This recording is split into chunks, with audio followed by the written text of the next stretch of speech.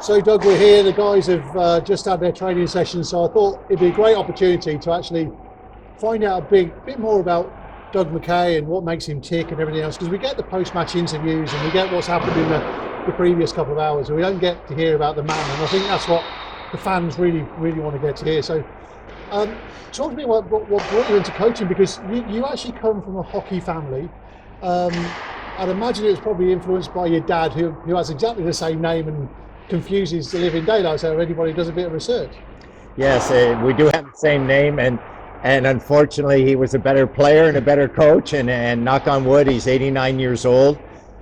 He played one game in the NHL Stanley Cup final, which you have to get your name on the Stanley Cup. And he won. He won. He's a Stanley Cup won winner. The Stanley Cup in 1949-50, before I was born. He's also been a very, very successful coach with the Detroit Red Wing organization, and it's kind of nice on Elite Prospects or Hockey DB. They do mix us up. Obviously, there's a difference in age, but I like his background more than I like mine. Was that a major thing that sort of made you follow that coaching route? Was that did you want to follow in your dad's footsteps? You know, Chris, it was probably just the opposite. I mean, we grow up in Canada like you do with football here, and it's a national sport, hockey. I really liked the game. Of course, my dad, I got to meet, there was only 6 teams in the NHL, and when I was little, I met legends, Ted Lindsay, Gordie Howe. The original 6. They were all playing with my dad in the NHL or the American League. Back then, Chris, there were 6 NHL teams in the whole country, and the American League basically was as good as the NHL, a little bit younger. So I was drafted to Major Junior. My dad was the coach, Hamilton Red Wings, and basically he really put me on a great path there for schooling. I had not gone to school. I came home for dinner. I was living at home playing for the Hamilton Red Wings, and my dad asked me one day, "How's school going?" I said, Dad, pretty good. I mean, yeah, enjoying it. He said, "That's funny because I've called the principal. They haven't seen you in 2 weeks." And he said, it was a great lesson for me, Chris, because he said, look, if you want to play hockey, you're going to go to school every day. You're going to get good marks. And that's the deal. If you don't go to school, you're not playing hockey. So it was a great lesson. And I know the value of an education. I know the value of going to university. So it was a real good move on my dad's part. But when he was young, he went to play for Windsor Spitfires, Major Junior A, away from home. He dropped out of school, and his dad my grandfather was a doctor, my grandmother was a nurse. They didn't know how school, great.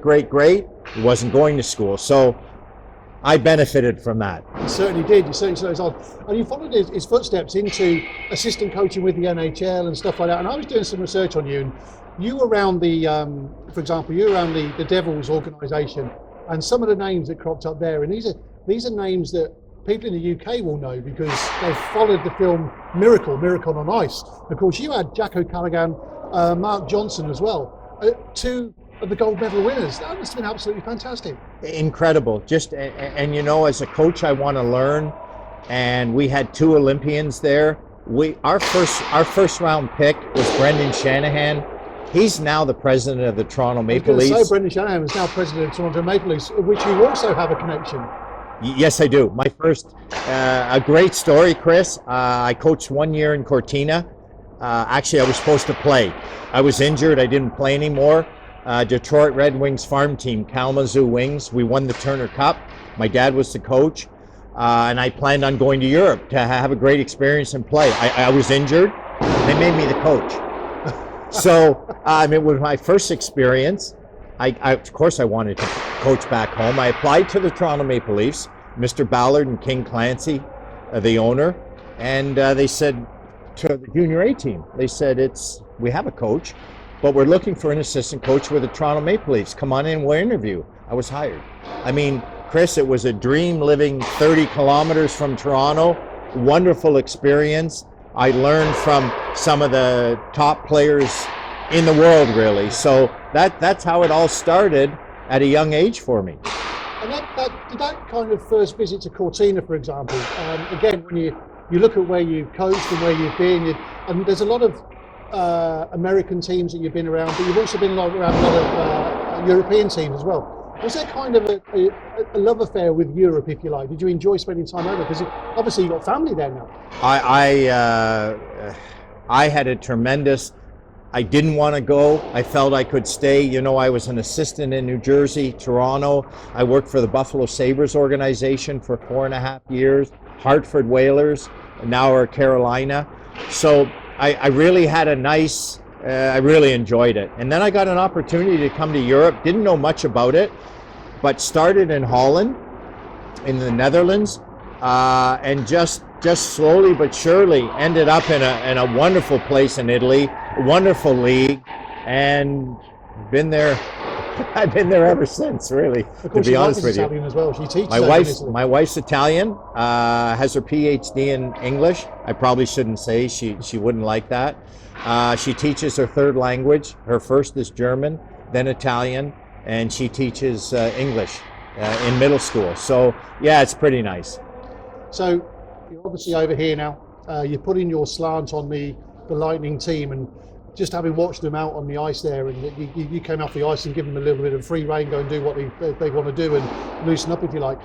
Those guys are really starting to enjoy themselves. And one thing I've noticed about the teams that you've coached previously is that you've always kind of employed a fairly young team, but young teams that, and we've mentioned this before, that are really hungry for success. And I guess you can mold into your own style. Well, you know, Chris, two things. It's a difficult job recruiting. I mean, any coach will tell you in this league, and we're a limited budget, but I just find if we can identify and evaluate and sign young players that with the potential that we think grow in November and December, we'd like to keep some of them. We'd like to build player identity. I know Graham and Monica Moody, they're very supportive in what I'd like to do. And we want to build this organization. We've got Sarah Jane Smythe, who you know very well, Chris. She handles the marketing, the promotion, the sponsorship. I mean, she's invaluable to this organization. She's really trying to create an identity for the marketing and the sponsors, and she's doing a wonderful job. And we have really, truly, I'm just here, unconventionally, my visa was delayed, but with Sarah and myself and Graham and Monica Moody, we've got a nice presentation game night. You're a big part of it, Chris. The live stream, which I saw last year, you didn't even know I saw it. I didn't even know you were watching it. And I was very, very impressed. I'm not saying because we're here now. You know, I said that to you last March as well. I really appreciate the comments, and I know that everybody works hard on a game night, and certainly Jamie as well as match night host has added so much to our game nights. So if we were to fast forward to the end of the season, I'm not going to ask where we want to be, because that's what will be. But if we were going to look back and just think, right, okay, so what style of hockey did we play? Because you've obviously been around Europe, you've obviously had the North American style as well. Would it be a kind of hybrid of the two, or is it what would signpost a Doug McKay team? Well, it's not necessarily, Chris, a Doug McKay's team. Really, truly, it's an McKay Lightning team. I had a nice advantage to recruit everyone and get to know them as much as I could in the summer, which it was immense. I mean, I believe in communicating with my players, but I'm adamant that I talk to them and communicate with them. And we're structuring our system now how best this team can play. It's not going to be my system or a Swedish system or Finnish. We're going to find a way that McKay Lightning can compete at a high level, that can bring a nice product to the fans, that they'll say the team, win or lose, works hard. Every coach wants to win, Chris. I'm much more focused on the process, the development, the culture, the compete level, that we come and we give a maximum effort every day at practice, every game. We're going to have injuries, sickness, doom and gloom, but as long as they come and give what they have as a coach, that's all I ask. And they're getting to know me, and they know I'm considerate. I'm dead on structured how I want the team to play, but we're going to play the way our team can best play. and feel comfortable. I don't think the fans can ask for any more than that. Commitment on and off the ice. I think that's all a Milton Keynes fan has ever asked for. So thank you very much for that. Talking about the fans, how do you feel you've been welcomed in Milton Keynes? Because they're a passionate bunch out there on a Saturday night. I think, Chris, I was welcomed, I think, before I was even hired last year with the fans. I mean, there's just such a great vibe in this rink. It's all, again, it stems from the production and with Jamie and the live streaming, the sponsorship that Sarah brings in, the fans. It's just a wonderful vibe. They've been very respectful. I've tried to be very respectful. I've tried to be open, but there's a vibe in this rink that is not created anywhere else. And have you actually managed to find your way around Milton Keynes yet? Slowly but surely. I can't say I've been too far anywhere, but I spent the first few days at our flagship hotel, Holiday Inn Express. I'm now moved into a beautiful apartment near the hub, and I'm very, very comfortable. Graham and Monica, they've done a wonderful job, and Sarah, of housing this team. It's a great bunch. It brings you energy to be around them, and I'm thrilled to be part of it. Brilliant. Doug, it's been an absolute pleasure talking to you and finding out a bit more about you, and obviously we'll talk as the season goes on. Many, many thanks for your time. It's been an absolute pleasure. Thank you. Thank you.